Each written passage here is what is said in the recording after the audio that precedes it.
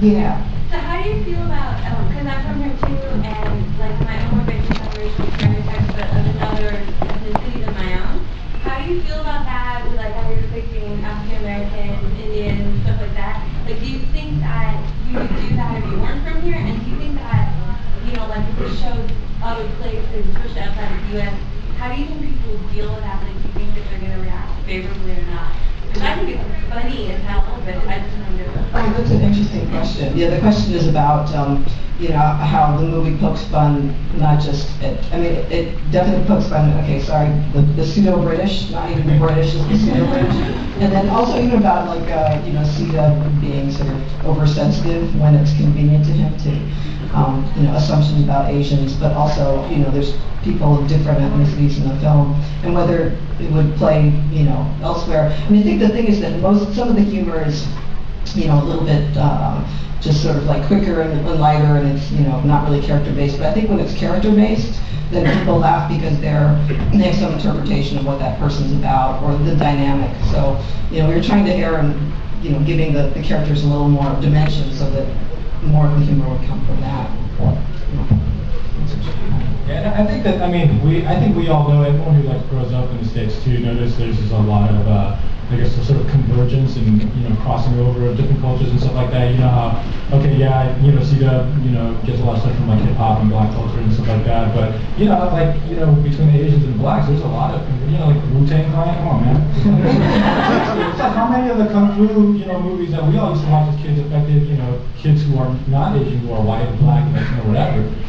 So there's a lot of, you know, cross-pollination and stuff like that, and, you know, having, you know, Asian kids listen to hip-hop records. It's cool. But it's not okay to have Christopher Walken playing a Chinese guy. What's up with that? I know. I thought we left those dates back in like the 50s and 60s, man. That was ridiculous. You can take him. Open challenge to any of those actors. Balls through it. I'm fine. Are you having the open challenge tomorrow? Yeah, if you guys want to come back to us and ping pong, I'll play with y'all at like 4:35 tomorrow. Peace Plaza. We have prizes and stuff too. Just take a couple more questions. Hi, Jessica, I just want to say hi. I work at POD, and it was great working with you on these rounds, but I did want to ask what it was like moving from doc to narrative. Oh, okay. Yeah, the question is about moving from, I've come out of documentaries, moving from documentaries to narrative. And, well, one thing that's helpful is I have this bridging experience of also working on episodic shows. So I direct, you know, episode every once in a while, you know, like Grey's Anatomy or something. And so it's really, really good training because you, in episodic, you have all the tools there and you've got the actors and everything, but you know, you're under tremendous time pressure.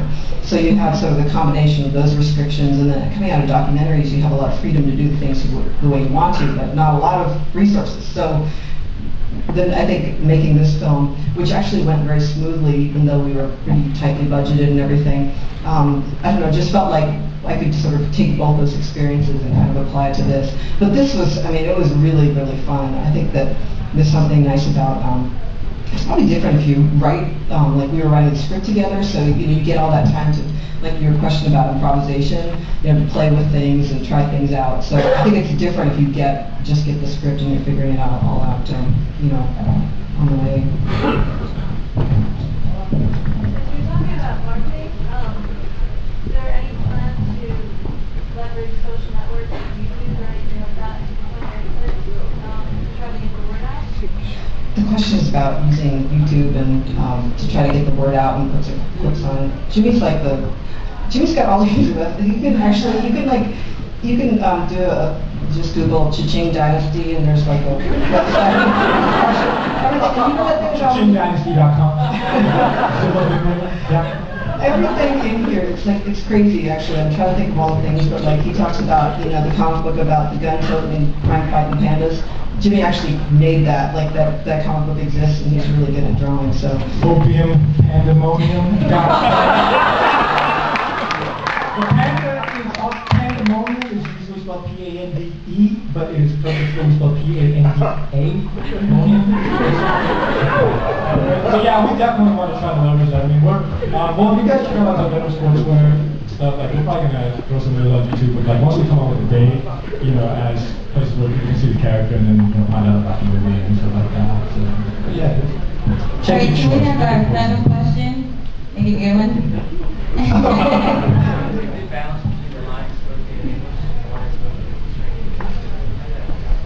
Oh, the question is about the balance between the line spoken in Chinese and the line spoken in English.